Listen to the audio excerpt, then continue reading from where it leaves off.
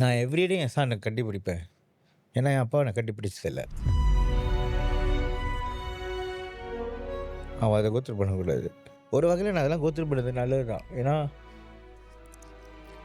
நான் என்னன்னா அப்பா எனக்கு செய்யலையோ அதெல்லாம் நான் என் பையனுக்கு பண்ணோம்.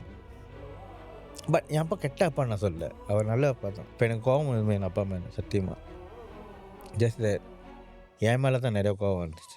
பட் ஐ திங்க் இதுலேருந்து வெளியாகிறதுக்கு அவங்களுக்கு நினச்சதை விட ஃபஸ்ட்டு டைம் எடுத்ததுக்கு காரணம் சஷான். I wanted to make sure that no matter what we go through, no matter how much we fight, we are there for Sashan, no matter what. So நம்ம ரெண்டு பேரையும் ஒன்றா க்ளூவாக வச்சிருக்கிற த பிக்கஸ்ட் ரீசன். நம்ப மாட்டீங்க, அவனுக்கு ஒரு 5 வயசு இருக்கும், எனக்கு இருக்கும் ஏதோ ஒரு சண்டை. அவன் சும்மா குவாரல் பண்ணிருக்கோம், அவன் கொஞ்சம் லவுடாக இருக்குது, வீட்டில் கத்திட்டு இருக்கோம், அக்யூ பண்ணிருக்கும் போது. ஸோ அது ஹாலில் போய் உட்காந்துட்டு கோவமாக நான் ரூமில் உட்காந்துட்டேன்.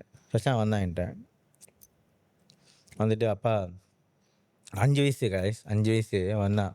அப்பா, அம்மா is a good woman, don't fight it's please, she loves you so much வந்து என்கிட்ட சொல்லிட்டு இருக்கான். எனக்கு அவன் பார்க்கும்போது சின்ன குரலில் சின்னதாக சைஸாக வந்துட்டு பக்கத்தில் சொல்கிறான். அது சொல்லும் போதே எனக்கு ஒரு மாதிரி கண்ணெல்லாம் கலங்கிட்டு சொன்னேன், சாரிடா, ஓகே ஐ ஒன்ட் ஸ்கூல் அம்மா, ஐ ஒன்ட் ஃபைட் வித் அம்மா, ஐ ப்ராமிஸ் யூ ஓகே எல்லாம் சொன்னோன்னே ஓகேப்பா சொல்லிட்டு அவன் வெளியே போயிட்டு அதுக்கிட்ட என்ன சொன்னான் கேளுங்க. அதே தான் சொன்னான். அம்மா, அப்பா is a very good man, don't fight with அப்பா, டோன்ட் ஸ்கோல் அப்பா, he loves you very much. And நான் வாஸ் லைக், அந்த நம்ம எதுக்கு சண்டை போட்டோங்கிறதே மறந்துட்டோம். To be very honest, chilli reason, chilli. எனக்கு சத்தியமா அந்த சண்டை ஞாபகம் இல்லை, அந்த இன்சிடென்ட் ஞாபகம் இருக்கு, because of what Sashan did.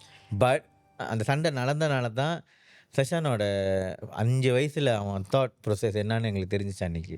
So ever since then we try to make sure that no matter what fights we have, of course we are couples, we fight for everything, we always put Sashan first, and then we make our next decision.